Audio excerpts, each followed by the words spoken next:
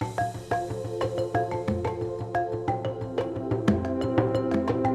been the education aspect and the fact that persons with albinism from different countries came together to share ideas, show the challenges, and bring out solutions that can help to bring all these problems down. And I feel the connection, we bond together, and it's been memorable. A learning forum for us, it's a special moment. It's a platform where I would want to present the intersectional relationship between climate change, persons with albinism, and also human rights.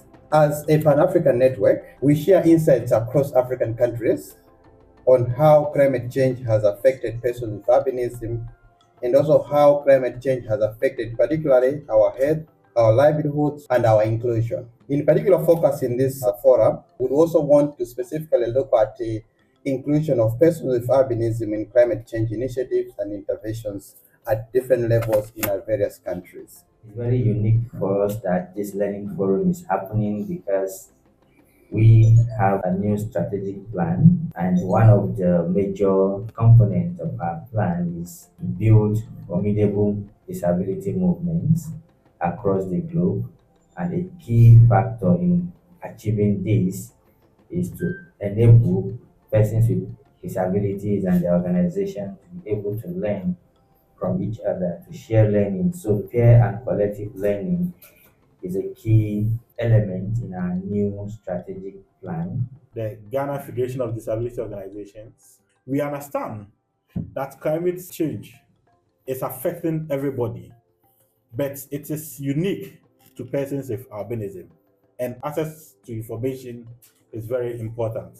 As we sit here to deliberate on how to eradicate the barriers and also make information accessible to persons with albinism regarding climate change, we celebrate with you today as we hold this Ghana Learning Forum of 2025.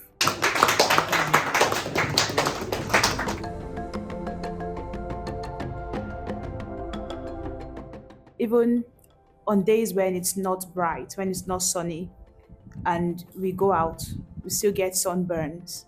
You realize even though you put on sunscreen, you definitely will feel the heat. And the other thing that you notice now is that even the hat you're wearing will not be enough for you again. The umbrella that we're using sometimes, now you can feel the heat even within the umbrella.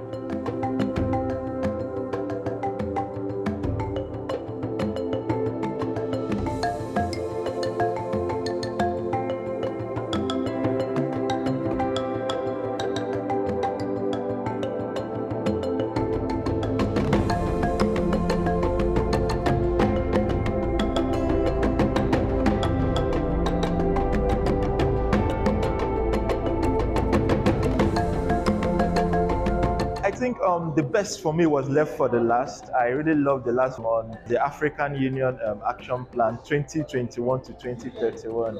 It kind of opened my eyes to the importance of guidelines and knowing available policies, because you need to know what is available to be able to effect change. So it was an eye-opener for me, because oftentimes when we are applying, especially in the health sector, where we have limited health resources, how are we able to look at available policies to be able to effect policies that will help vulnerable persons like people with albinism, women, girls, and whatnot? The main thing that we as SLAPA will be working on is how to get the action plan enacted or adopted within Sierra Leone. We have the Disability Act, but the concept about albinism or sections preaching or talking towards albinism is limited. So the action plan, if adopted, will cover that.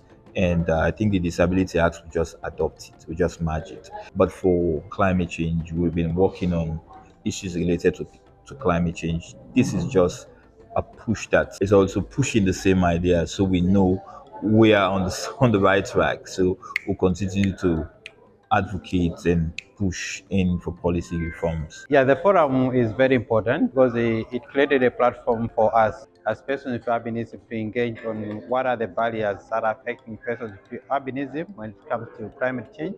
But also important was the interaction with persons with other disabilities, looking at what are the provision in policy, what are the provision in law, but also what are the provision in programs when it comes to interventions that are promoting and protecting the rights of persons with disabilities here in Ghana.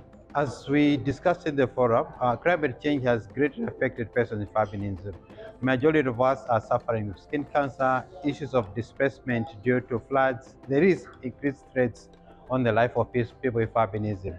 To that extent, we have been doing a campaign recently with an organization like WHO to ensure that sunscreen is re-added on the essential medical drug, and we are glad that we were successfully achieved that initiative with different partners and different stakeholders.